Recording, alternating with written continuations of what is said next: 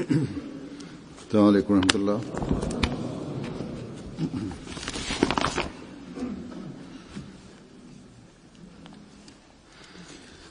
أشهد أن لا إله إلا الله وحده لا شريك له وأشهد أن محمدا عبده ورسوله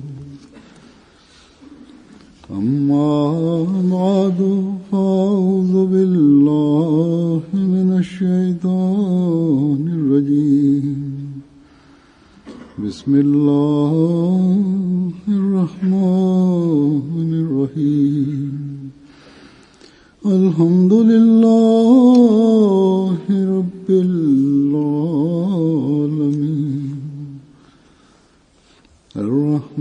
الرحمن الرحيم مالك يوم الدين إياك نعبد وإياك نستعين اهدنا الصراط المستقيم صراط الذين أنعمت عليهم غير المغضوب عليهم ولا الضالين.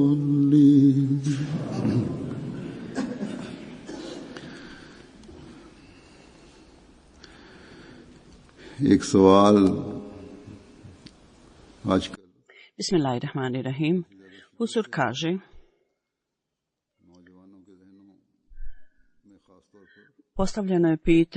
postavlja se pitanje jedno mnogo više nego prije, pogotovo u umovima omladine. Ovo pitanje se rađa i nalazi se u njihovim umama, također i u društvu od onih ljudi. Raširilo se pitanje protiv religije ili zbog nedostatka informacija i upute u ovoj stvari. Ovi ljudi su se udaljili od religije i od postojanja Boga. Pitanje je zapravo ako je moral dobar i ovo svjetovno obrazovanje vodi dobru moralu, onda kakva je onda potreba da se vjeruje u religiju? Religija također tvrdi isto da nas poučava dobru moralu. Ili ljudi koji vjeruju u religiju, oni kažu tako. Tako da naš moral, ako smo u stanju da steknemo dobar moral bez religije, oni kažu da većina svjetovnih ljudi i njihov moral je mnogo bolji nego moral onih koji vjeruju u religiju. Pogotovo oni napadaju islam s ove tačke gledišta. Većina ljudi drugih religija, u stvari religije, su skoro nezainteresovani za druge religije. Samo je islam religija ta koji ljudi sebe pripisuju islami, a većina njih oni pripisuju religiji ili tako kažu da su povezani s religijom. Čak oni koji ne prakticiraju islam, muslimani, i otvoreno sebe proglašavaju da su muslimani i pripisuju se islam, vežu se sa islamom. To je razlog zbog kojeg ovaj stvarni napad se događa na islam. I ovaj napor da se osoba udalji od religije, učinjen je napor da se ljudi udalje od religije u razne aspekata i ovi ljudi truju umove drugih ljudi, spominjući ovu stvar na jedan način i drugi. Pogotovo u sistemu obrazovanja u zapadnim zemljama u kojima oni prave istragu i prave napredak. Ovo je zapravo dobro i treba da posvete pažnju ovome. Međutim, treba da bude ispravna stvar, ispravno predstavljene te stvari. Huzur kaže u svakom slučaju kad mladi ili ljudi koji upravo ulaze u mladalačko doba i njihovi članovi porodice i familija i roditelji i prema starijima i stariji postavljaju ovo pitanje ili ovo pitanje koje je stvoreno u njihovom umu, kada oni prođu svoje stare ili familije s ovim pitanjem, bilo da roditelji zbog svoje zauzetosti ili finansijskih stvari nemaju dovoljno vremena da ovo objasni, niti imaju znanje. I kao rezultat toga, umjesto da odgovore na njihovo pitanje, oni ponekad nastoji da ih prekore ili potisnu, da potisnu to pitanje. Tako da djeca koja ulaze u mladalačko doba, bilo da je u pitanju religija, islam ili nešto drugo, oni tvrde da je to istina, bilo kada drugo tvrde da je istina.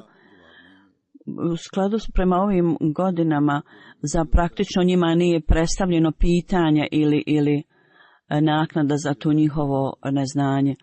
Ponekad postupci starijih i obrazovanje koja se daje mladima nije u skladu s tim.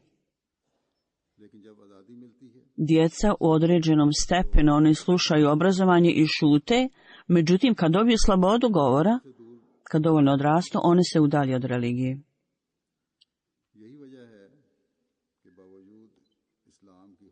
I onda budu u rukama ljudi koji i dalje udaljavaju od religije. Iz ovog razloga je da uprkos prelijepog učenja islama i da je on živa religija, muslimani, sada vidimo da ima među muslimanima nekih ljudi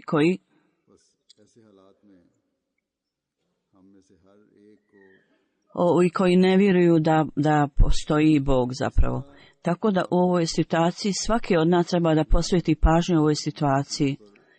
To jest kako možemo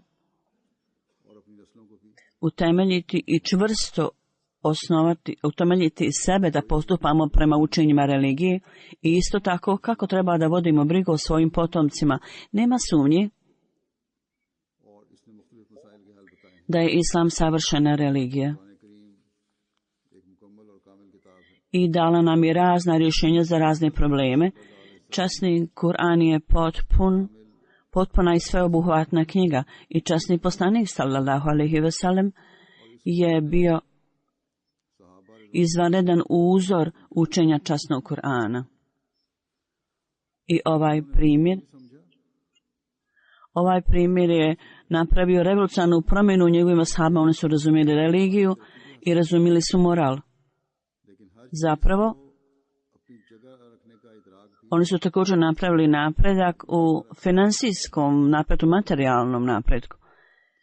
Zapravo su razumjeli gdje staviti religiju, gdje je materijalno neko postignuće, a gdje je religijsko, tako da ovi mladi koji ulaze u mladačko doba, pogotovo stariji ljudi trebaju obratiti pažnju prema njima i moraju zapamtiti da imaju odgovornost da čuvaju mladim. To je naša odgovornost i dužnost. Ako vodimo brigu o reformi, popravljanju njihovog morala i materijalnih također dostignuća i povežu to sa religijom i da to razumiju, onda treba da mi prvo oblikujemo svoje živote u skladu s tim. Stariji, ako razumiju ovu tačku, bit će u stanju da paze na buduće generacije. Ako omladina to razumije, onda religijski i svjetovni putevi progresa bit će za njih otvoreni i oni će uvidjeti da učenje islama, kako je prelijepo učenje islama. I oni ljudi koji govore protiv toga, oni su jednostavno lažovi.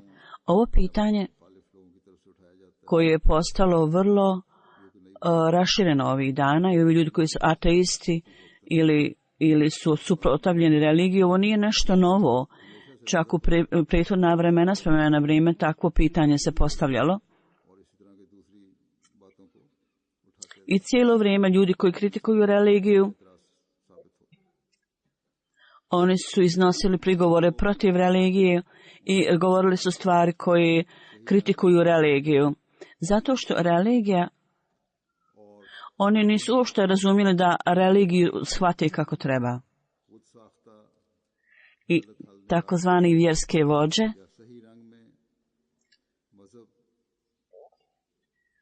oni su dali samo napravljenu sliku religije. Oni su protiv religije zapravo. I bez razumijevanja u istinu religije.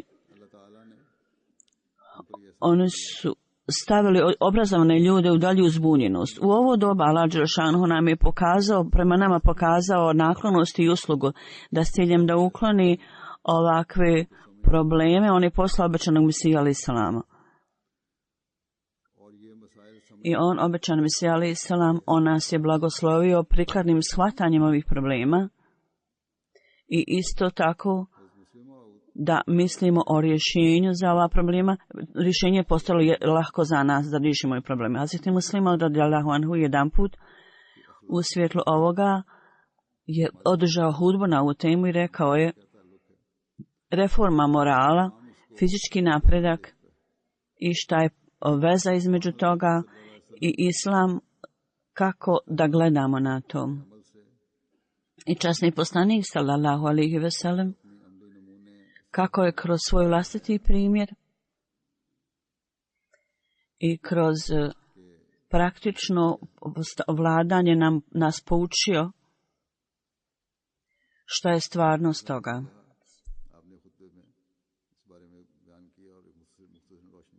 Tako kao što sam rekao u svojoj hudbi petkom, on je spomenuo i objasnio to. Koristeći se od toga,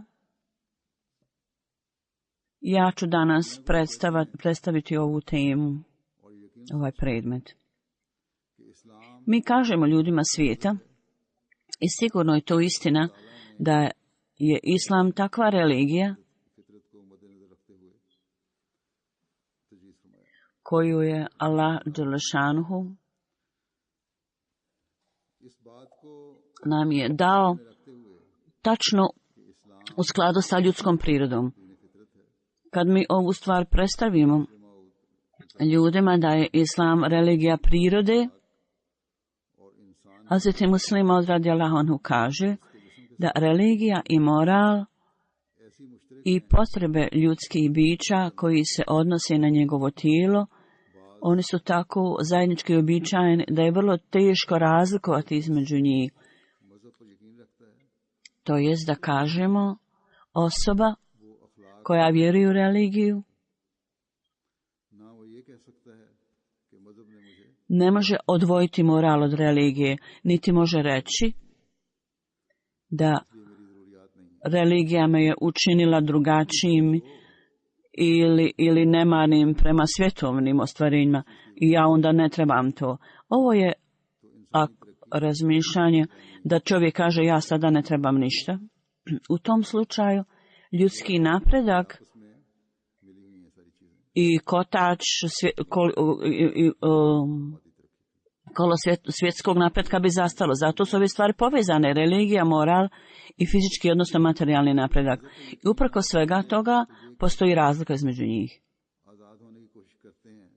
Ovi ljudi koji ne vjeruju u religiju, govoreći ovo, oni žele da postanu slobodni time što govori dobar moral i materijalni napredak su potreba osobe. Međutim, istinski musliman će reći da postoji potreba za religijom.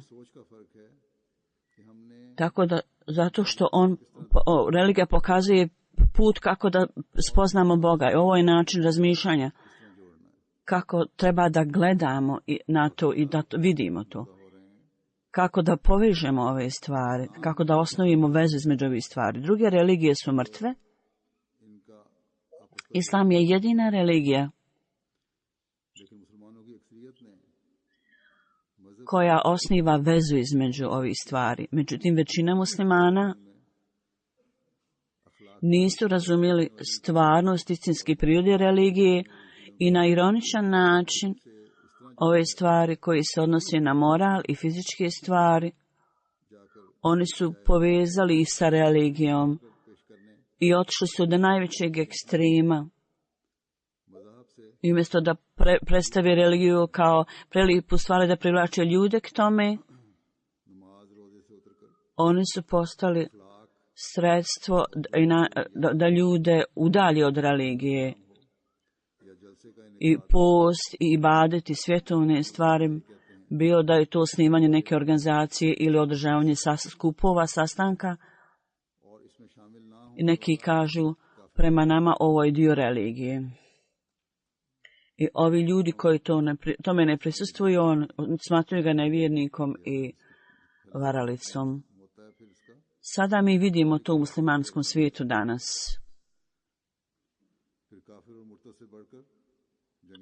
Kad se to proširi, obuhvata sve, prekriva sve. Onda od ovog nevjerovanja, onda se razvija u borba između drugog. Između raznih nacija, sekti, iz ovog razloga ekstremisti ljudi s ciljem da nametnu svoju religiju, islam, svoje razumijevanje i tumačenje. Oni rade sve ove stvari i takozvana takozvani religiju prelijevaju krv, što vidimo u Siriji, Iraku, Iranu i Afganistanu. U Siriji, Iraku i Afganistanu. U ime religije oni imaju samo napravljena pravila i nameću ih ljudima. U Siriji, u Iraku i Siriji, takozvana islamska država koja je napravljena, odakle novinari, jedan je se oslobodio i rekao je šta je tamo vidio njihove postupke i ponašanje, njihova pravila i norme koji su u skladu sa onim što je on znao u islamu i što je prošlo u časnom Koranu i hadisu, u skladu sa njegovim znanjem on je rekao da je pitao ljude da ove stvari nisu u skladu sa Kuranom i hadisom, ono što vi radite. Onda je radni takozvanog islamske države ili neko ko je bio povezan ili službenik, njegov odgovor je bio, mi ne znamo šta je u Koranu i hadisu. Ova je naš zakon i mi se toga držimo. Zbog toga oni su stvorili nered u učenju islama. Ono što se događa u Jemenu, to je također zbog toga da oni su neke presude svoje dali i oni su napali nevine ljude. U tom napadu jedna strana je u krivu i druga strana je u krivu. Međutim, religija nije da nevini ljudi na takav način budu ubijeni. Zapravo, kad vidimo to, ako razumijemo, možemo vidjeti da sada svaki učenjak u ovo doba, i ovo vidimo u islamskoj historiji, da određeni maulana učenjak ima ovakav put i tumačenje, ovaj ima drugi. Svaki učenjak kao da je napravio svoju religiju. Tako da na ovaj način u islamu, to jest u istinskom islamu,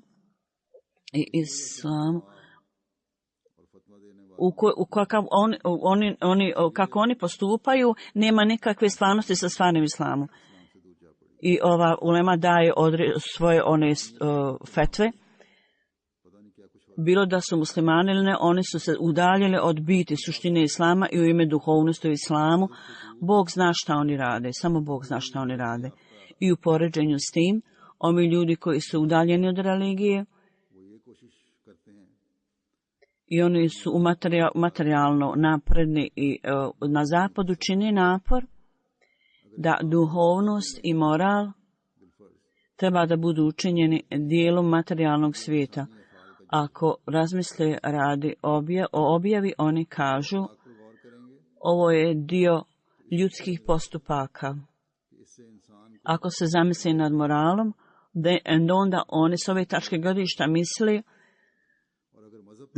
da su tu neke svjetovne koristi i moral je također za svjetovnu korist. Ako zamisle nad religijom, oni će reći da su manje obrazovani ili neobrazovani ljudi, da oni u ime religije oslobađaju se od nekih pristupa. To je za tako kažemo, ako mogu dobiti neku korist u ime religije, onda do neke mjere oni poprave svoj moral zato što imaju strah u religiji, od religije. Religija im uliva strah. Međutim, ovi ljudi imaju svoj vlastiti moral od samog početka. Kakvu potrebu onda oni imaju da vjeruju u religiju? Međutim, ako se zamislite, vidjet ćete da ovaj materializam i moral i religija, oni su jako bliski jedno drugom. Da obični ljudi ne shvataju i ne uviđaju gdje se jedna granica završava, gdje počinje druga. S ciljem da razumijete to,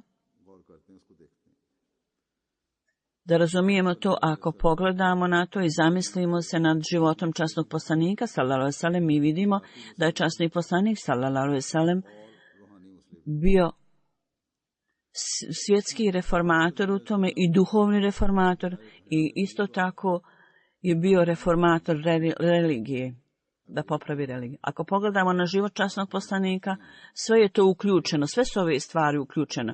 Ako s jedne strane on kaže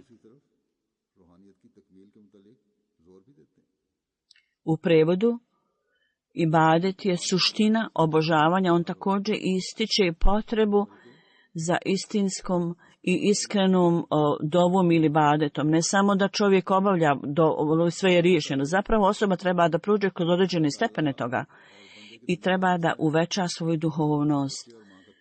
Ibadet, dova, je povezana veza između Boga i čovjeka, kao i odnos između majke i djeteta. Značenje ibadeta i dove je prizivanje. Onaj ko poziva Allah dželešanuhu, on poziva nekog dok vjeruje da je sretan, da je zadovoljan. Niko ne poziva neprijatelja. Kad mi činimo ibadet ili činimo dovu, onda vidite kako treba da gledamo na to. U dovi, u ibadetu i namazu, Hazreti Muslima radijallahu anhu, prema njemu tri stvari su vitalne u tome. Jedna je čvrsto uvjerenje i vjerovanje u srcu da moja dova će biti primljena. Drugo, ovo povjerenje da onaj koga ja prizivam, on ima punu moć da mi pomogne i da primi dove. I treće, prirodna veza s tim koja okreće osobu od svjetovnih stvari i okreće ga prema Allahu dželešanuhu, prema onome kojeg on voli i koji njega voli. Dakle, prvo s intelektualna tačka, ako osoba nema čvrsto vjerovanje da dova i ibadet koju ja ću sada činiti neće biti primjen, ako nema povjerenja da onaj kojeg ja pozivam, on ima punu moć da primi moje dove, onda je to glupost da nekog priziva tako, ovo nemate, njegov ibadet će biti beznačajan. Treća stvar je prirodna veza i ljubav s tom osobom koja zatvara oči od svih drugih stvari i osobu odvodi njegovom voljenom. Za ovu svrhu djeca, primjer djece i majke i djeteta koji smo prije dali, dijete ima prirodnu vezu s majkom. Uprkos činjenice da li je majka u stanju da pomogne djetetu ili ne, dijete uvijek poziva majku. U tolikoj mjeri da ako dijete bude utopljeno u moru, i ako zna da majka nije u stanju da pliva, ali ako je majka blizu, on će zvati majku da mu pomogne. I on ne poziva nikog drugog. Ovo je emocionalna veza djeteta s majkom, u pogledu koje časni poslanik sallallahu alejhi ve sellem je spomenuo da ibadet je zapravo suština, bit molitve. Bez ibadeta i dove ne možete upotpuniti svoju vjeru. Tako časni poslanik sallallahu alejhi ve sellem odnos između ljudi i Boga, on je opisao ovu vezu i rekao je da je to veza kao veza između majke i djeteta. Zatvorite svoje oči i trčite prema tome i uvijek se krećite prema tom Bogu. I druga stvar je moral. U tome mi vidimo da u životu časnog poslanika, sallallahu alejhi ve sellem, su tako duboki moral, da ljudi koji u detalje to vide, oni ne mogu to vidjeti ukoliko nema upute od Allaha. Sada tretman prema ženama i da izrazi ljubav prema ženama u kućnoj atmosferi, da tu atmosferu učini vrlo zadovoljavajućim, ugodnom, to je vrlo neophodno. Ovo je jedan od temeljnih morala. Da učinimo život u kući boljim. I časni poslanik, kako u detalje je on gledao na osjećanja žena i spomenuto je da kad god bi žena pila vodu i određene posude, on bi također stavio svoje usta na isto mjesto odakle je ona pila. Ovo izgleda nešto vrlo jednostavno, međutim kako je ovo prefinjena stvar, da ljudska ljubav treba biti pokazana. Ne pokazuje se uvijek na velikim stvarima, nego zapravo na malim stvarima to možete izraziti. Ne samo to, ako proučavamo njegov karakter, onda nalazimo da u velikim stvarima koji se odnose na moral, on je dao takvo učenje i on je pokazao tako lične primjere toga da osjećamo da kao da je cijeli život proučavao moral i poučavao o tome cijeli svoj život.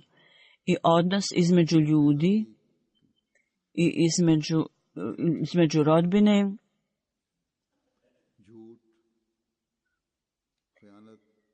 i također detalji vlastitog karaktera, govoriti laži, potkradanje i tako dalje. U svim ovim stvarima njegov primjer je savršen i plemenit i primjeren. I niko, čak i ako dobiju nekoliko života, ne mogu pokazati toliko primjera u svom životu kako je pokazao i dao nam časni poslanik sallallahu alejhi ve sellem.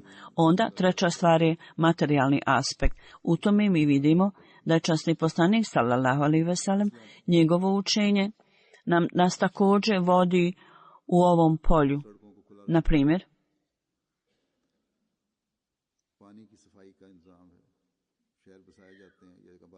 u životu, kad živimo u gradu, kako da izbjegavamo u ulice, da pijemo čistu vodu. Iako je grad osnovan iz stanovništvo, onda inženjeri i drugi planeri posvete pažnju tome i također skrenu pažnju i u tim stvarima da čuvamo čistim prolaze. Također skrenu pažnju na ovu stvar da kuće budu učinimo većim i da bude ventilacija, one skrenu pažnju na to. I sve materijalne stvari i svjetovne stvari, oni također skrenu pažnju na sve to. Bilo da se to odnosi i na dužnost prema državi, ili je to stvar civilizacije, ili trgovine, ili industrije, u svemu. U prikladnoj prilici on je dao, on je skrenuo pažnju i puno detalja dao o tome i karakteru. Međutim, uprkos toga, u sadašnje vrijeme, religijske vođe ne spominju sve kao da je dio religije. Na primjer, prenijeli su jedan događaj o njemu, da određeni ljudi,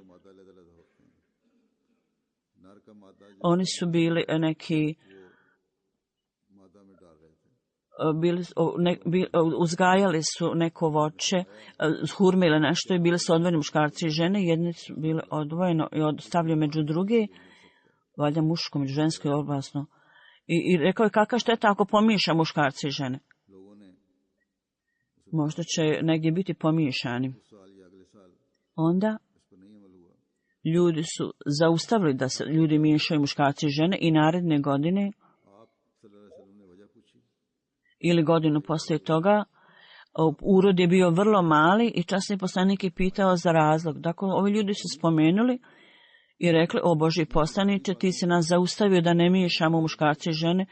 Poslanik je rekao, nisam dao takvu naredbu o ovim svjetovnim stvarima, vi bolje znate o svjetovnim stvarima.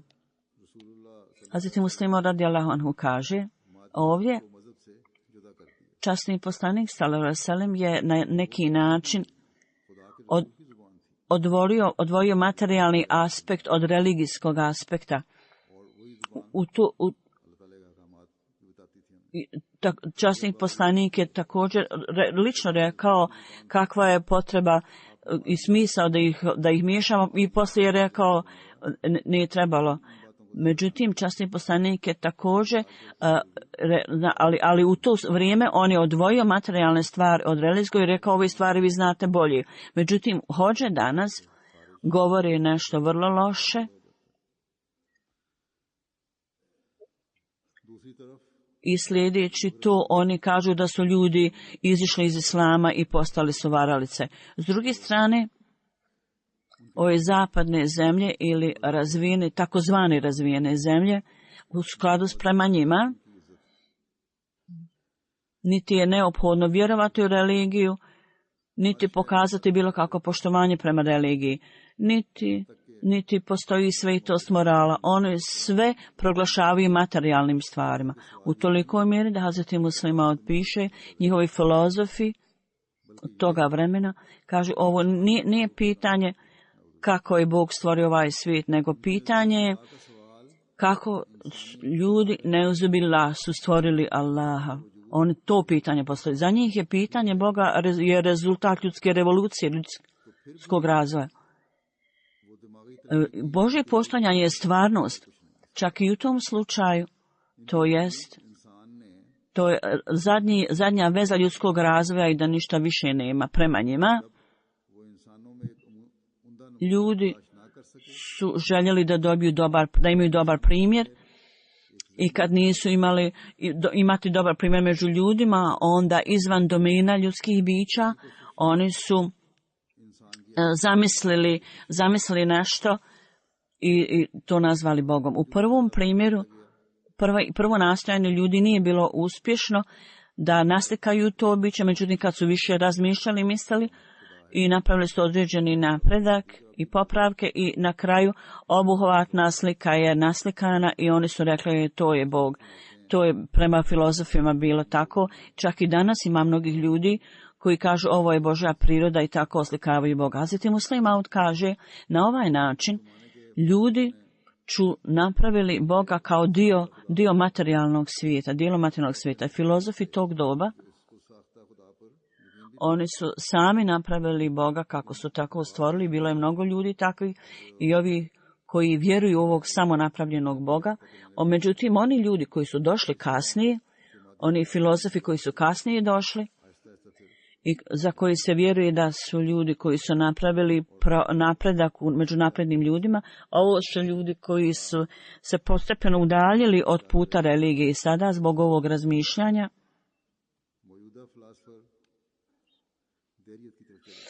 da je Bog samo napravljena stvar. Sadašnji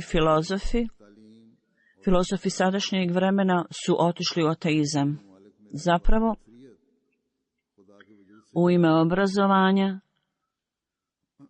i svjetlog uma, one su zapravo praktično porekli samo postojanje Boga.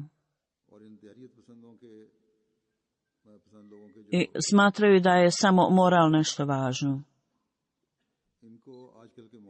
I ovi ljudi, materialistički vrsta ljudi, njihovi pogledi i hođe današnji, on dalje to ističu i izražavaju otvoreno. I svaka stvar i svaka misao i svaki pogled, oni to smatraju dijelom religije i šire neznanje. Ako vidimo da ulema modernog doba, oni također misle i oni koji smatraju da religija materialistička stvar, oni koji negiraju, oni su također ljudi koji sebe stavljaju u preveru i nerazumijevanje. Mi, Ahmedi muslimani, smo sretni da Hazreti Mesih Maud alejhi selam nas spasi od svih ovih stvari.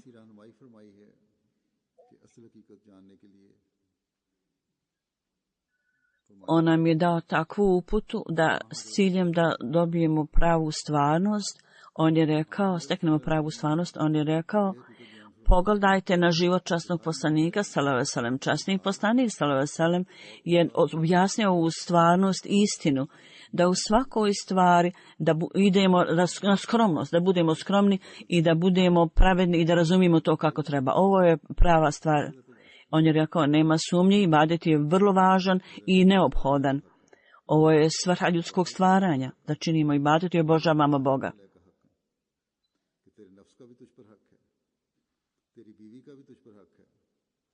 U prevodu kaže, vi imate sami neka prava prema sebi, vaša žena ima neka prava i vaš komšija ima neka prava prema vama. S ciljem da to postignete, vi trebate i morate primijeniti 3 različita metoda. Prvi je ibadet, dove, i namaz, i da se upućujemo dove Allahu i da činimo ibadet, da ga obožavamo. Drugo je da imamo kontrolu nad sobom, da potišemo svoj ego i želje i također da mislimo nad ljudskom psihologijom. I treća stvar je da u svom poslu, profesiji treba da budemo iskreni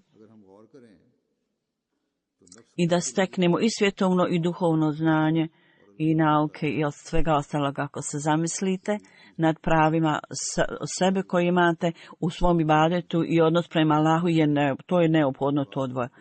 I s ciljem da potisnete svoje strasti, neophodno je da potisnete svoje želje također.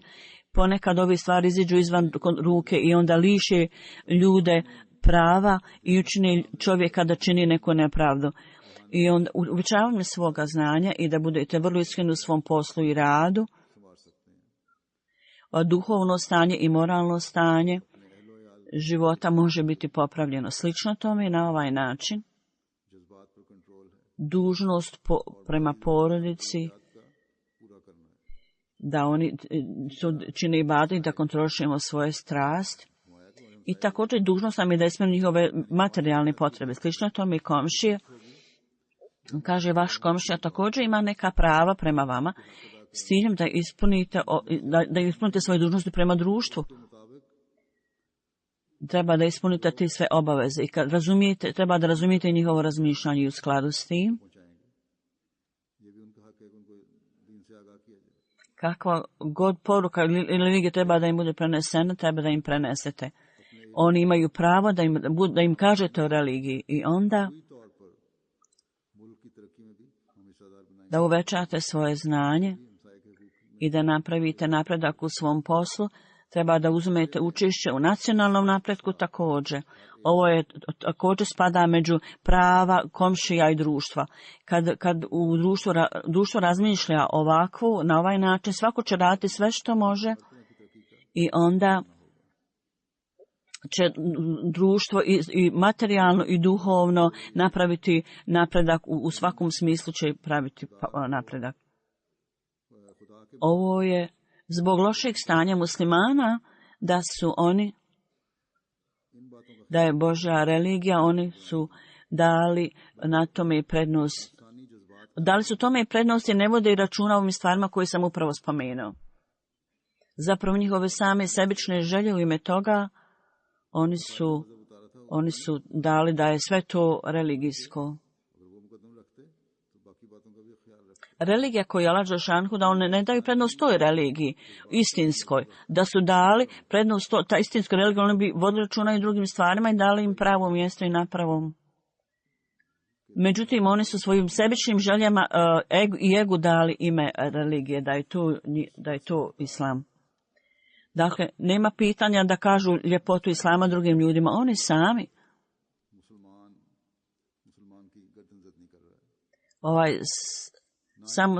Samo napravljena religija, slijedženjem toga, oni su zapravo zaboravili istinsku religiju islama, niti imaju religija, niti imaju ništa svjetovne prirode. Dakle, pred svjetovnim ljudima oni pružaju svoje ruke i prose da bi riješili svjetovne probleme. Ovo je ono što mi danas vidimo u muslimanskom svijetu. Zapadne nacije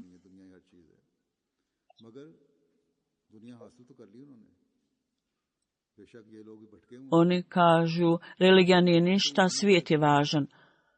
Oni su postigli svijet, međutim oni su zavedeni ljudi i oni prigovore koji ne iznose, bilo da je pogrešno ili ne, mi moramo reći da muslimani su izgubili svoju religiju, njihove vođe također. Međutim, u svakom slučaju za reformu oba dvije vrste ljudi u ovo doba, Allah dželešanuhu je poslao obećanog Mesija alejhi salama. I Allah dželešanuhu je u takvim okolnostima, takva situacija, uvijek se pojave takvi ljudi koji poprave situaciju i kažu im stvarnost religije i stavi moral na ispravnu položaj i svjetovne stvari također u ispravnu perspektivu. Iako oni donose duhovnu poruku, međutim u sve ove tri stvari oni su povezane vrlo tijesno, tako da i u duhovnosti i u izvanrednosti, gdje je izvanredna duhovnost, također moral mora biti savršen, gledajući na moral i materijalne stvari imaju napredak u tome.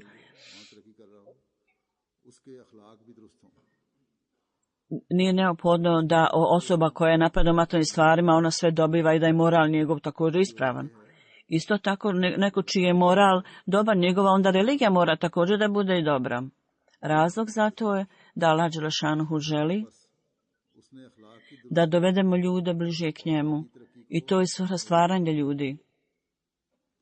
Tako i popravljajući svoj moral i napredujete u napredak u religiji, to je počinje napretku religije. I onaj ko to čini dobiva sve. Allah dželešanuhu kaže, savršen vjernik dobija superiornost nad ovim stvarima. Međutim, oni koji su svjetovne stvari u pogledu njih,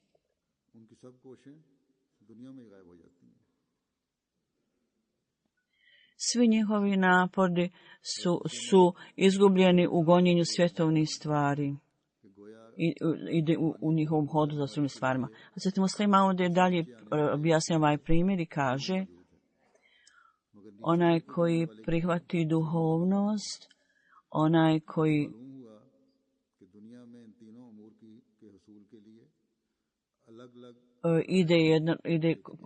penje se korak. Dakle, s ciljem da dobijem sve ove tri stvari, tri su odvojena metoda, a jedan je zajednički metod, a to je stvar da imamo savršenu blisku vezu sa Allahom dželešanuhu. Za moral, ako nastojite, dobit ćete morala. Za materijalne stvari, ako radite naporno, dobit ćete ove stvari. Svjetovni nagrada će biti tamo. Ali kao rezultat svjetovnog napora će ostati u tim granicama, neće ići izvan. Međutim, ako oni koji usavrši svoju duhovnost, dobit će sve. Ashabi, radijallahu anhu, oni su dali zavjet. Oni nisu se zakleli da će očistiti puteve i učiniti sve stvari, nego su rekli la ilaha illallah Muhammedu Rasulullah, niko nije vrijedan obožavanja sem Allaha i Muhammed je Božji poslanik. Oni su to prihvatili i kroz to njihov moral se također popravio. I reforma, popravljanje morala također i sigurno svjetovne stvari su se također popravile. Standard istine muslimana u to vrijeme je primjeren. Bi su bili iskreni u svojoj trgovini i poslu. Nemuslimani su obavljali poslove s muslimanima i željeli su da musliman bude upravljač u vrijeme Hazreti Omera u jedno vrijeme, kad su mani morali da napusti Siriju u jednom vremenu. Zbog rimske vojske bilo je vrlo teško da se s njima suoče. U to vrijeme Sirijci su plakali i jecali u to vrijeme, insistirali su da muslimani ne napuštaju zemlju i rekli su mi ćemo ti pomoći. Želi su da muslimani budu upravljači i rekli su mi ćemo se boriti skupa s vama. Sirijski kršćani su također bili među njima, zato što su muslimani bili najbolji i u poslu i u vladavini. To je primoralo Sirijce i prihvatili su muslimanske sile i muslimansku vladu nad kršćanskom. Ta vlada i moć su bile materijalna stvar, međutim, oni su ovo sve tražili, bili zadovoljni zbog religije njihove, zato što slijedi istinske religije. I zato je u njima bile su dobre vrline i uprkos religijskih razlika, ovi ljudi su željeli da tamo bude osnovana muslimanska država i da muslimani vladaju. Iako muslimani, kraljevstvo, oni su dobili to kraljevstvo samo zbog la ilaha illallah Muhammedu Rasulullah, međutim, ovo nije samo njihovo bilo govor u ustima, nego su zapravo pokazali stvarnu vjeru. Jer verbalna tvrdnja, osoba koja to čini, on ponekad je lišen čak od svjetovnih stvari. Međutim, osoba koja dobiva i svjetovne stvari i sve druge stvari također dolaze u njegove ruke, koja istinski propovijeda ovo proglas vjeri. Muslimani trebaju da razumiju ovu stvar i da vode vlade na principu ovog patenta. Hazreti Mesih Maud alejhi selam kaže, on je davao primjer poslovnog čovjeka u pogledu njihovih odnosa sa Allahom, njegovog odnosa sa Allahom, poslovnog čovjeka. I dao je ogromnu sumu neku kadi u grada jer je išao na put. Kad se vratio i tražio taj svoje pare natrag, ovaj kad je jednostavno negirao i rekao šta je to, ja ne znam, ja nikada nisam primio takve stvari. On je rekao neke činjenice, međutim ovaj kadija sudija je rekao ja nisam od ljudi ništa tako nešto primio. Na to je ovaj poslovan čovjek bio jako tužan i nekomu je rekao da kralj prima ljude na svom dvoru, određene ljude i svako može da ide tamo i da predstavi svoj slučaj. Tako ovaj čovjek je to uradio, međutim, pošto nije imao nikakvog dokaza da utvrdi da jeste dao pare ovom kadijevom sudiji, tako kralj je rekao, bez ikakvog dokaza, ja ne mogu poduzeti nikakve mjere protiv ovog sudca kadije. Međutim, on je predložio rješenje i rekao, određenog dana ja ću ići u svoje nosiljke, a ti stani pored ovog kadije suca i kad dođem blizu tebe ja ću ti doći, razgovarati na formalan način, na neslužben način i ti govori sa mnom, nemoj se bojati. I ja ću te pitati, nisam te vidio dugo vremena reću i vratio sam se svog putovanja i pokazat ću neki interes i reći ću da neki sukob se tamo događa i u to vrijeme onda ću ti pravo pred tim kadijom sucem da trebao si doći k meni da riješiš taj problem. I onda reci, ako ne riješim ovaj problem, ja ću doći tebi. Tako tog dana, kad je kralj došao, ovaj poslovan čovjek je uradio kako su je bilo dogovor i ne pitao i s njima je bio također kadija sudac i sve je ovo slušao, ove stvari. Kad je kralj otišao, onda je ovaj kadija sudija došao ovom poslovnom čovjeku i rekao, jedan dan ti si meni došao i rekao si o određenom imetku i novcem da si mi dao, moje pamćenje je slabo,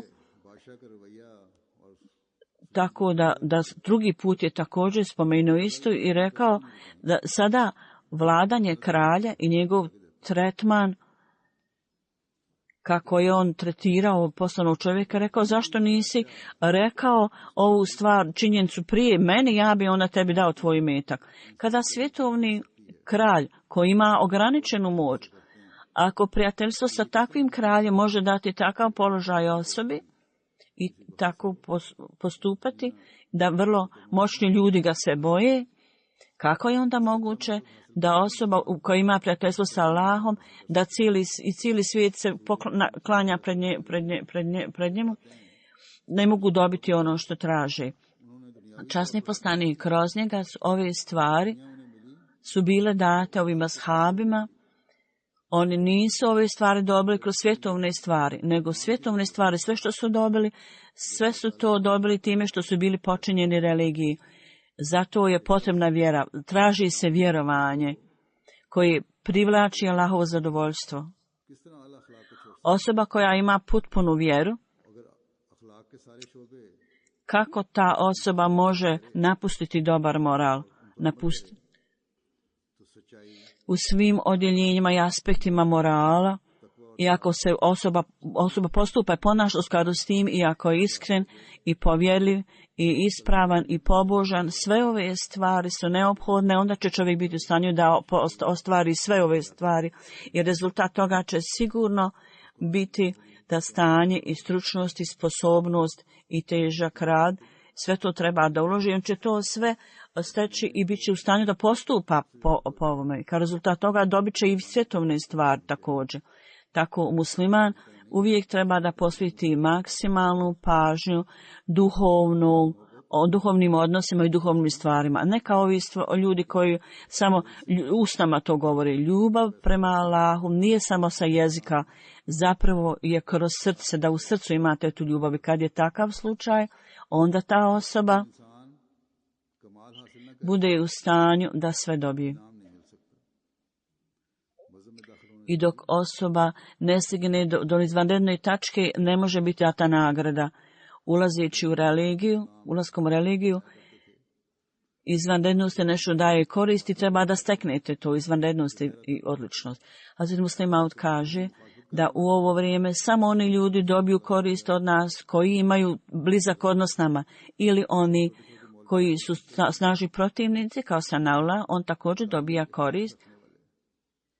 I drugi obični hodže, niko njima se ne okreće, su oni ljudi koji su izuzetno nama predani, tako da bliska veza, slaba veza ne daje nikakvu korist, samo snažna veza s nečim. Ova stvar se dogodila u prošlosti, dogodit će se i u ovo vrijeme. Ako osoba zaista nastoji da to stekne, onda će se to postići. Allah nije neprijatelj nikome. Postoji potreba da mi na prvo potpunjen način sebe pokorimo Allahu potpuno i da mu se podložimo potpuno. I automatski će sve biti postignuto. I taj napredak koji je za nas neophodan, mi ćemo to postići kad sjedimo blizu vatri, kao kad sjedimo blizu vatri, onda svi udovi tijela budu topli, ugriju se. Kako je onda moguće da osoba koja ostavlja sve u stranu i dođe, približi se Allahu i hoće bliskost Allaha i dobije Allahu blagoslov, da ne dobije koristi? Treba da približimo se Allahu dželešanuhu, i religija koju je Allah poslao treba da razumijemo nje stvarnost religije i ljubav prema Allahu, treba da učinimo takvu stvar koja je prirodna naša najveća ljubav i da nam ispuni srce. Ovo je nešto što će nas osposobiti da postavimo visoke standarde morala i svjetovne dobiti će također biti nam dostupni. I u svjetlu Allahovom, ako hoćete da imate učešće u tom, udjela u tome, onda u tom slučaju ćemo biti u istinskom smisla i ćemo dobiti stvarne blagoslove. Ako imamo predanost i ljubaznost, ako nastojimo da imamo udjela u tome, onda laž koja je mrak će otići od nas, ljenost također, prevara, laganje, varanje i drugi poroci te prirode, da otimamo prava drugih. Sve ove stvari su kao mrak. Sve ove stvari će nestati zbog svjetla Allahovog. Naš moral će također se popraviti i također ćemo imati svjetovni dobiti.